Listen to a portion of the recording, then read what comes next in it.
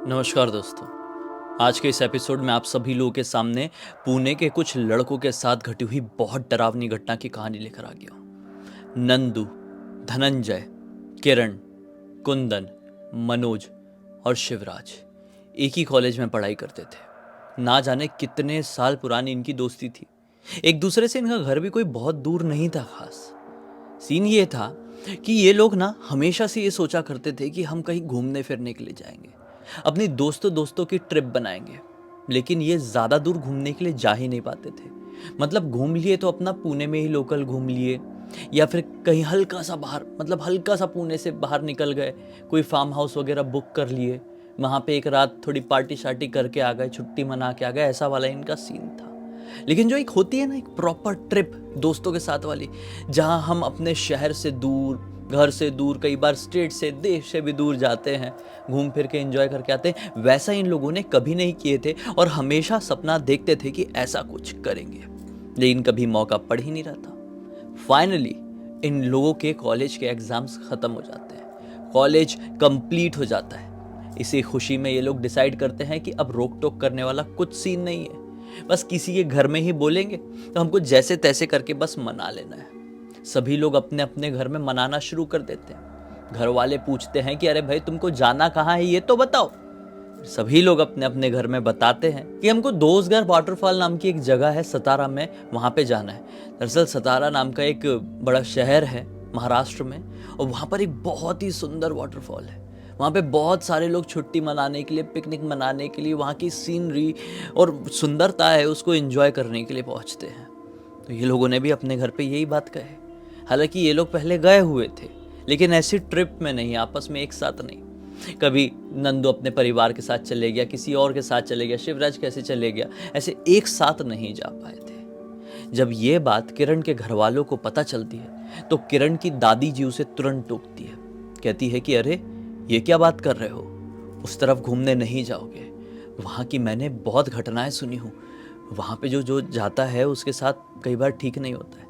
किरण बोलता है, अरे दादी क्या बात कर रही हो यार, कितने सैकड़ों हजारों लोग वहाँ पर घूमने के लिए जाते हैं, पूरी तरीके से नॉर्मल और पर्यटक जगह है, बढ़िया जगह है। दादी बोलती है, नहीं मैं उस जगह की, एग्जैक्ट उस जगह की बात नहीं कर रही हूँ। वहाँ पे लोग जाते हैं घूमने फिरने के लिए, इधर उधर चले जाएंगे। कहते हैं कि वो जो वाटरफॉल है, वो जो झरना है, वो झरने से पीछे की तरफ एक और छोटा सा झरना है, छिपा हुआ, ज्यादा लोगों की नजर में नहीं पड़ता है। वहां पर भी लोग घूमने फिरने के लिए जाते हैं, और कई बार वहां पर फिसल फिसल कर खत्म हो जाते हैं। कई लोगों के साथ वहां पर ऐसा हुआ है। इसलिए माना जाता है कि वो छोटा वाला झरना, जो कि धोसगर झरने से थोड़ा ही आगे है, वहां पे काफी सारे लोगों की आत्माएं भटकती है। किरण बोलता है, अरे दादी आप अपनी दकियानूसी बातें अपने पास ही रखो, ऐसा कुछ भी नहीं होता है, प्लीज़ जाने दो ना यार। अभी नहीं जाऊंगा तो कब जाऊंगा, कल को नौकरी लग जाएगी, फिर बच्चे हो जाएंगे, शादी, ये दुनिया भर के झंझट में फंसने से पहले एक बार, मैं आखिरी बार अपने दोस्तों के साथ अच्छे से ज़िंदगी तो जी लूँ, बैचलर लाइफ। क्यों नहीं मना, मतलब क्यों नहीं चाह रहे हो आप। बड़ी मुश्किल से किरण के घर वाले मान जाते हैं। अब सभी लोग इकट्ठे हुए, सभी के घर वाले हाँ कर ही दिए थे।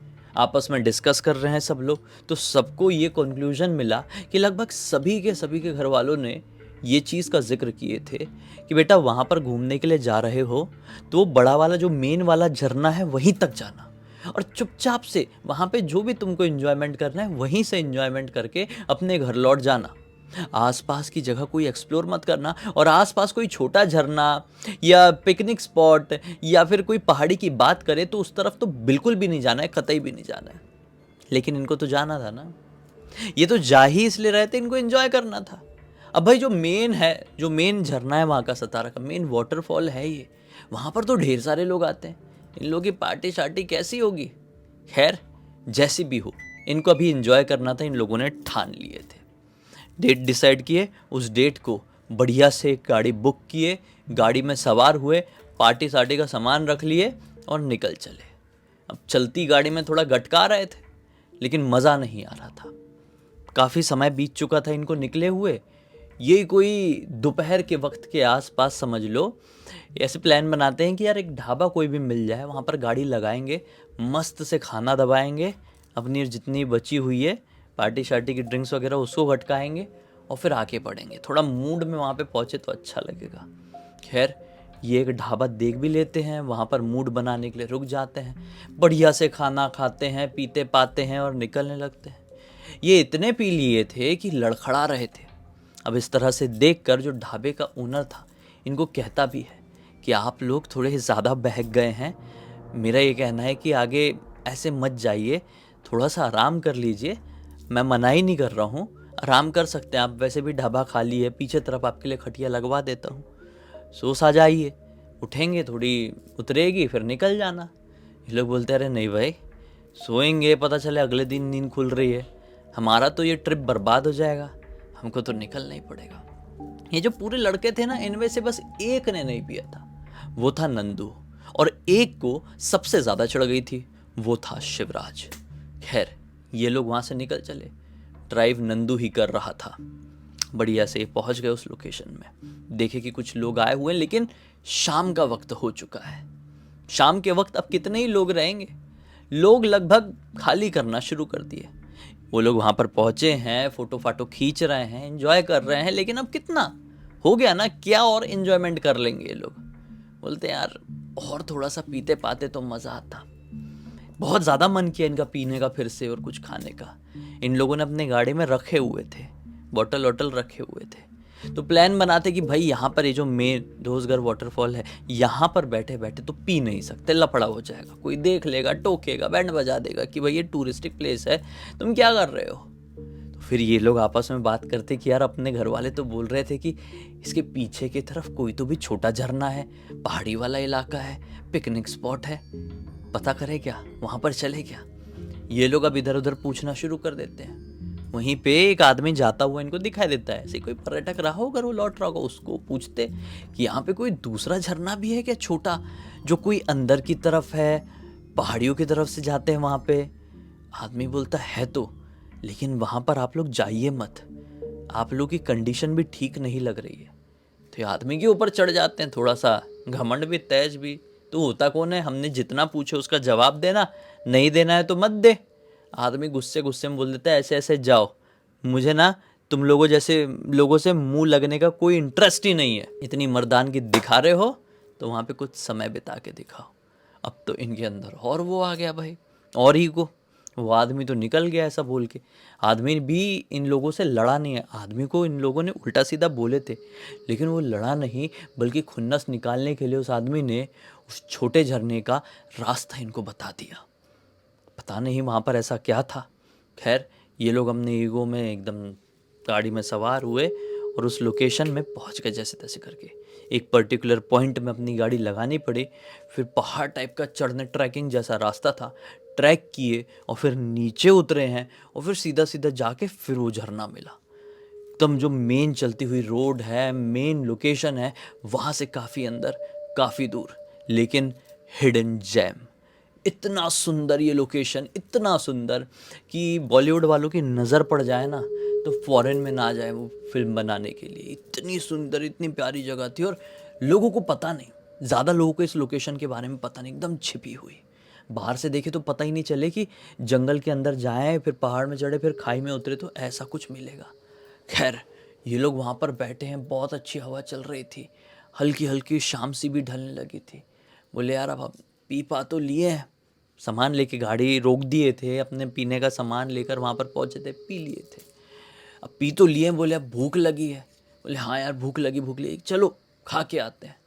तो सब लोग क्या बोलते हैं कि नहीं शिवराज, तुझे बहुत ही ज़्यादा चढ़ गई है, तू मत चल, फालतू की प्रॉब्लम करेगा। शिवराज की थोड़ी सी आदत भी थी, पीता था तो लोगों से ना बहुत जल्दी बहस कर लेता था। कुछ लोग होते हैं ना बहुत पावरफुल बन जाते पीने के बाद, तो शिवराज की वो वाली आदत थी। तो इसलिए शिवराज को बाकी के लड़के अपने साथ नहीं ले जाना चाह रहे थे। ये बोला गया कि शिवराज तू नंदू के साथ यहीं पर रुक। नंदू ने बिल्कुल नहीं पिया है, कुछ भी अगर गड़बड़ होती है यहाँ पे है ना, वो तेरे साथ तुझे संभाल लेगा, बाकी हम लोग जाते हैं, हम तो वैसे भी कंट्रोल्ड रहते हैं चाहे कितना भी पिए रहें। ये ठीक है, ये लोग हाइपर नहीं थे, बाकी के जो थे वो खाना लेने के लिए आसपास कोई रेस्टोरेंट ढाबा दिखा रहा होगा इनको आते हुए, तो बाहर निकल चले, अपनी गाड़ी में सवार हुए होंगे, पहुंच गए वो ढाबा, खाना वाना पैक करवा रहे थे। यहाँ पर इस लोकेशन में नंदू और शिवराज मस्त से एंजॉय कर रहे थे। पता नहीं क्यों नंदू को अजीब सी बेचैनी सी होने लगी। नंदू बार बार शिवराज से कह रहा था, यार मुझे कुछ ठीक नहीं लग रहा है, हो गया अभी खाना ही खाना है तो हम लोग बाहर निकल चलते हैं, जहाँ पर गाड़ी खड़ी किए थे वहीं पर पहुँच जाते हैं, अपने दोस्त लोग आएंगे उनसे मिलेंगे और फिर गाड़ी में बाहर तरफ ही लगा के खा लेंगे। यार यहाँ से अब निकलते हैं, एक तो ये लोकेशन बहुत अंदर है और अजीब सा कुछ तो महसूस हो रहा है।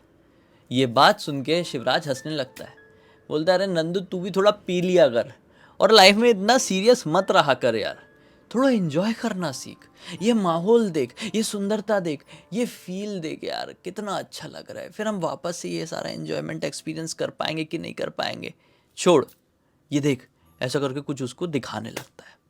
इतने में इनको पीछे से किसी की आवाज़ सुनाई देती है।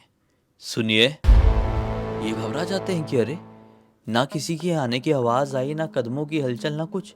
ये जैसे पीछे पलट कर देखते तो क्या पाते कि पीछे तकरीबन 12-15 लोग खड़े हैं। ये घबरा गए, लड़के भी हैं, लड़कियां भी हैं, जवान हैं, सब घबरा गए कि आप कौन, क्या हुआ। उनमें से एक आदमी कहता है कि ये तुम जैसे लोगों के लिए जगह नहीं है, उठो और जाओ यहाँ से, वरना कुछ भी हो सकता है।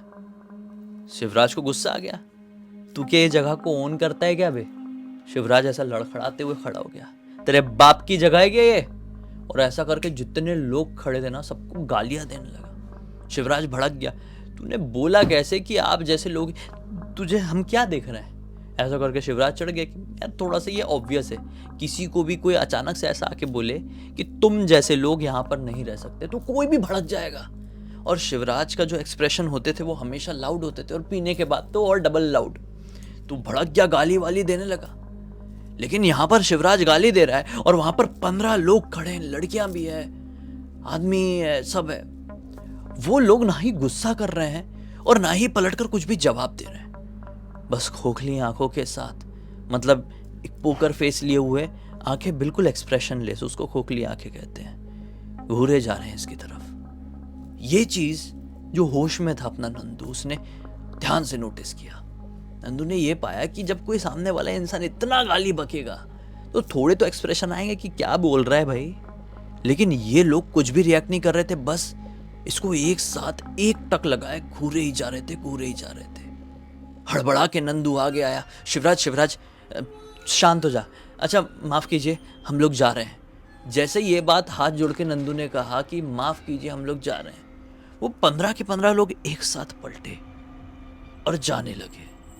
और जब वो जाने लगे तब नंदू और शिवराज दोनों ने नोटिस किए कि वो जितने के जितने लोग हैं वो जमीन में नहीं खड़े हैं, बल्कि जमीन से इतनी इतनी हाइट में ऊपर हवा में तैर रहे थे, चल नहीं रहे थे, लिटरली फ्लोट कर रहे थे। इस नजारे को देखकर शिवराज की जितनी भी चढ़ी हुई थी ऑन द स्पॉट उतर गई और पूरा शरीर घबराहट के मारे ठंडा पड़ गया।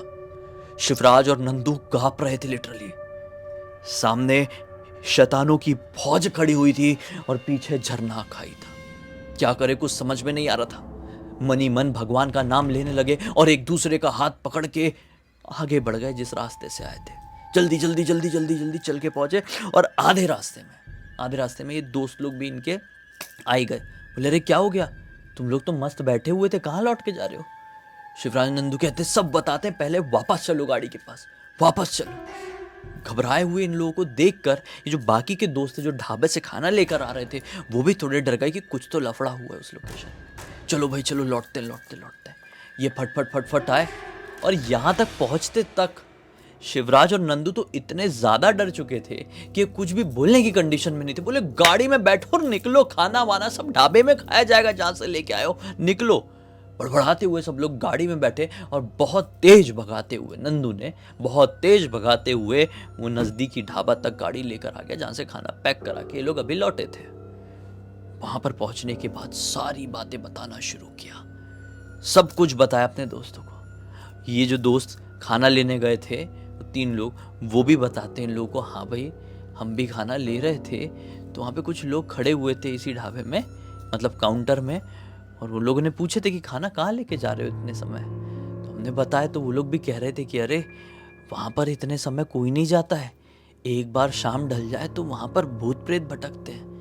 हमको लगा कि ऐसे ही कह रहे होंगे यार, मनगढ़ंत बातें, अपने घर वाले भी तो कह रहे थे, लेकिन तुम लोगों ने देखी है तो बड़ी अजीब बात है। अब ये सारी बातें इनकी, जो ढाबा था उसका जो भी कैशियर रहा होगा वो सुन रहा था, इनके पास आता है, कहता है कि भाई साहब बिल्कुल सही बात है, वो जो लोग आपको बताए थे कि और भूत भटकते, बिल्कुल सही बात है, हमने भी खुद एक्सपीरियंस किया, हम लोग लड़के लड़के गए थे। दरअसल वहाँ पर बहुत सारे लोग घूमने फिरने के लिए पहले जाते थे, पार्टी शार्टी करने कह लो, पिकनिक मनाने कह लो, लेकिन वहाँ पर इतना आइसोलेटेड एरिया है कि वहाँ पर ध्यान देने वाला या फिर सिक्योरिटी जैसा कुछ बना ही नहीं है। अब लोग हरकतें करते और पता नहीं कैसे फिसल कर नीचे, और जो नीचे गिरे तो उसका अमृत शरीर तक नहीं मिले, उसकी आत्मा वहीं पर भटकने लगे। कई लोग वहाँ पर ख़त्म हुए हैं और फिर कई लोग वहाँ पर गए हैं और उन लोगों ने वहाँ पर ढेर सारी आत्माओं को देखे। इस वजह से उस जगह को ही भुला दिया गया। जितने भी लोग हैं जिनको उस जगह के बारे में पता है और ये भी पता है कि वहाँ पर भूत प्रेत भटकते हैं, वो उस तरफ जाते भी नहीं है, देखते भी नहीं है, उसकी बातें भी किसी के सामने नहीं करते हैं। इनफैक्ट हम लोगों ने खुद ने वहाँ पे कुछ एक्सपीरियंस किए थे। हम तो शाम को नहीं, लड़के लड़के लोग हम लोग तो दोपहर के टाइम पर गए थे और हमको ऐसा आभास हुआ था कि पेड़ के पीछे से छिप छिप कर कोई हमको देख रहा है। फिर हम वहाँ से निकले थे और पलट कर देखे थे तो वहाँ पे एक पेड़ है, उसकी डाल में बैठा हुआ कोई हमको दिखाई दिया था। उसके बाद से हम भी वहाँ पर कभी नहीं जाते हैं। खैर, अभी आप लोग सही सलामत वहाँ से निकल गए, आपकी बड़ी अच्छी किस्मत है। ये लोग बोलते हैं कि यार अब देखा जाए तो वो जो वहाँ पे भूत प्रेत शैतान भटकते हैं वो किसी को नुकसान पहुँचाने के लिए नहीं भटकते हैं, उनने तो हमारी रक्षा ही की एक तरीके से। मैं और मेरा एक दोस्त, मतलब ये ढाबे वाले को बता रहे हैं, शिवराज और नंदू, मेन शिवराज बोल रहा है कि यार मैं और मेरा दोस्त तो बिल्कुल झरने के किनारे बैठे हुए थे खाई के पास। अगर वो हमारे पास नहीं आते, हमको नहीं बोले होते कि ये जगह तुम जैसे लोगों के लिए नहीं है, यहाँ से निकल जाओ, हम वहाँ से निकले ही नहीं होते। और निकले ही नहीं होते तो हम शराब के नशे में धुत थे। हमारे दोस्त लोग आते, हम पता नहीं क्या हरकत करते, हो सकता है कि हम गिर के मरमुरा जाते। यार वो तो अच्छा हुआ वो भूत प्रेत हमारे सामने आए और हम वहाँ से भागे हैं। केशर ने बोला बिल्कुल भाई, कई बार इस दुनिया में डरावनी डरावनी चीज़ें भी ऐसी घट जाती है कि हमको ऐसा लगता है कि ये तो हमको ख़त्म करने के लिए आई है, लेकिन एक्चुअली वो हमारी रक्षा करने के लिए हमारे पास आती है। हर भूत प्रेत शैतान लोगों को नुकसान पहुंचाने के लिए नहीं, बल्कि कई बार उनकी सेफ्टी के इंटेंशन से भी उनके सामने आते हैं। इस पूरी घटना की जानकारी मुझे किसी और ने नहीं बल्कि खुद शिवराज ने लिख के भेजे। मैंने सोचा, शिवराज ने बताया कि थोड़े साल पहले की बात है और आप पूरी दुनिया को ये चीज़ बता सकते हो कि कई बार भूत प्रेत सामने आ जाए तो हमेशा ऐसे दुम दबा के भागना नहीं है, हमेशा बहुत ज़्यादा घबराना नहीं है, काम रहकर उस सिचुएशन को समझना है और उससे आराम से बाहर निकलना है, क्योंकि हो सकता है कि वो भूत प्रेत शैतान आपकी सुरक्षा के लिए वहां पर आया हो। इसी एक नोट के साथ इस कहानी का अंत कर देते हैं। अब तक इस वीडियो को देख लिए थे तो लाइक ज़रूर कर देना, चैनल को सब्सक्राइब करके बेल आइकन के ऑल के ऑप्शन में क्लिक करना, और इंस्टाग्राम के लिंक वीडियो के डिस्क्रिप्शन बॉक्स में मिल जाएगी, और साथ ही साथ वेबसाइट की भी। वेबसाइट में आकर हमारी प्रोडक्ट और सर्विसेज आप चेकआउट कर सकते हैं, कुछ अच्छा लगे तो आगे प्रोसीड कर देना। बाकी कल फिर से मिलते, तब तक के लिए बहुत बहुत धन्यवाद। आपका दिन शुभ हो।